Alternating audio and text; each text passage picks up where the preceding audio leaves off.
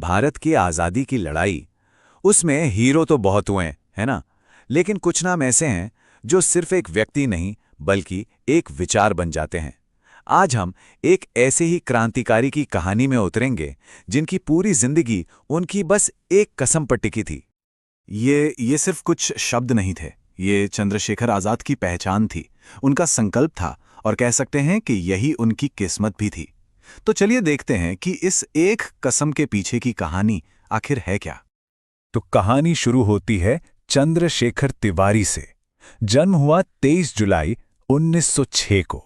देखिए, उनकी मां तो चाहती थी कि बेटा संस्कृत का बहुत बड़ा विद्वान बने, पर किस्मत को तो कुछ और ही मंजूर था। बनारस की गलियों में पले बढ़े और उस वक्त के जो देश के हालात थे, उन्होंने उनके अंदर एक ऐसी आग जला दी जो फिर कभी बुझी ही नहीं। सोचिए, सिर्फ 15 साल की उम्र। उस वक्त पूरे देश में गांधी जी का असहयोग आंदोलन चल रहा था और ये नौजवान भी उस लहर में शामिल हो गया। और बस यही हुआ, ब्रिटिश हुकूमत से उसका पहला आमना सामना।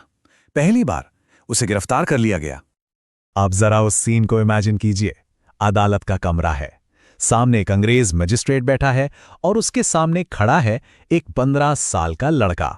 मजिस्ट्रेट उससे अपना पहला सवाल पूछता है और वो लड़का बिना किसी डर के पूरी हिम्मत के साथ जवाब देता है, आजाद।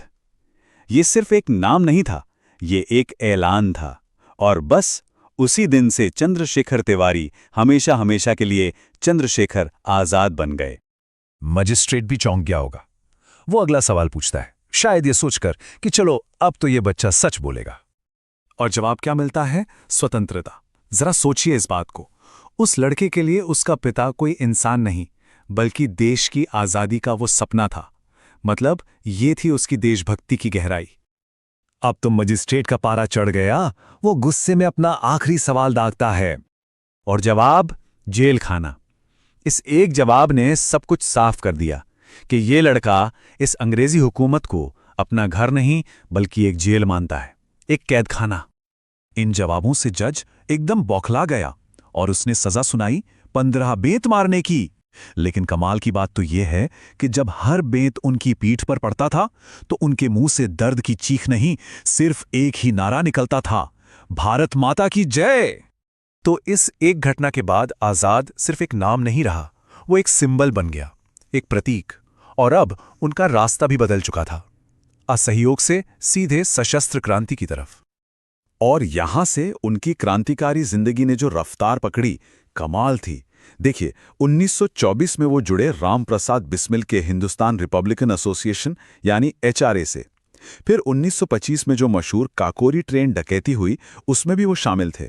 लेकिन बिस्मिल जी की शहादत के बाद जब ये संगठन बिखरने लगा तो 1928 में आजाद ने ही भगत सिंह जैसे जोशीले साथियों के साथ मिलकर इसे दोबारा खड़ा किया, एक नए नाम के साथ, एचएसआरए। और उसी साल लाला लाजपत राय की मौत का बदला लेने के लिए सॉन्डर्स की हत्या को भी अंजाम दिया। तो यहां यह समझना बहुत जरूरी है कि ये जो एचएसआरए बना, ये सिर्फ नाम का बदलाव नहीं था। नहीं, ये एक आइडियोलॉजिकल शिफ्ट था, एक वैचारिक बदलाव। अब आजाद और भगत सिंह का मकसद सिर्फ अंग्रेजों को देश से निकालना नहीं रह गया था, बल्कि उनका लक्ष्य था एक ऐसे समाजवादी देश को बनाना जहां हर कोई बराबर हो। और हां, जब भी भगत सिंह का नाम आता है ना, तो चंद्रशेखर आजाद का जिक्र किए बिना बात अधूरी रहती है। वो सिर्फ एक साथी नहीं थे, वो भगत सिंह और उनके जैसे न जाने कितने ही युवा क्रांतिकारियों के लिए एक मेंटोर थे, एक गाइड थे। आजाद सिर्फ एक लड़ाके नहीं थे, वो एक ब्रिलियंट स्ट्रैटेजिस्ट थे। डिसिप्लिन और उनका निशाना एकदम अचूक, ये उनकी पहचान थी। पर इन सबसे भी बढ़कर वो अपने साथियों के लिए एक बड़े भाई जैसे थे, एक परिवार का हिस्सा। भगत सिंह के साथ उनकी जो पार्टनरशिप थी, उसने तो क्रांति को एक बिल्कुल नई दिशा दे दी। कई बड़े बड़े एक्शन प्लान्स उन्हीं के दिमाग की उपज थे। अब आते हैं हम उनकी जिंदगी के उस आखिरी और सबसे निर्णायक दिन पर। वो दिन जब उनकी उस कसम की सबसे बड़ी परीक्षा होने वाली थी।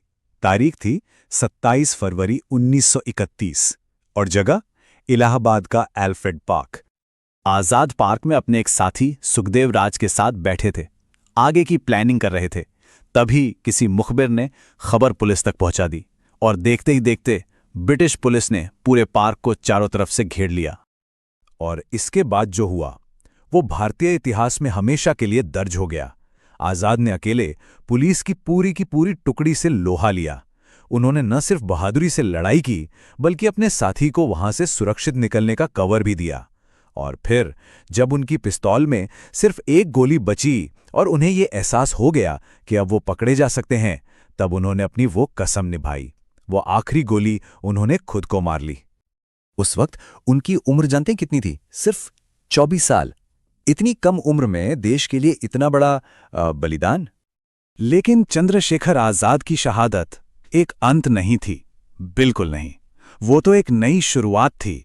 उनकी मौत ने उनकी विरासत को हमेशा के लिए अमर कर दिया। उनके इस बलिदान की खबर ने पूरे देश में क्रांति की आग को और तेज कर दिया। सैकड़ों हजारों नौजवान उनकी राह पर चलने के लिए प्रेरित हुए। आजाद की कहानी अब सिर्फ एक कहानी नहीं थी, वो देशभक्ति और आत्म बलिदान का सबसे बड़ा प्रतीक बन गई। उन्होंने ये साबित कर दिया कि आजादी की लड़ाई में हथियारों के साथ प्रतिरोध की भी एक बहुत जरूरी जगह है। और उनका ये संदेश आज भी उतना ही सच्चा है कि आजादी सिर्फ बातों से नहीं मिलती, उसकी एक कीमत होती है, और उस कीमत को चुकाने के लिए ही चंद्रशेखर आजाद जैसे हीरो ने अपना सब कुछ न्यौछावर कर दिया। तो ये कहानी हमें एक बहुत बड़े सवाल के साथ छोड़ जाती है कि कैसे सिर्फ एक इंसान का बलिदान एक पूरी क्रांति की मशाल को जला सकता है। इस सवाल का जवाब शायद चंद्रशेखर आजाद की जिंदगी में ही कहीं छिपा है।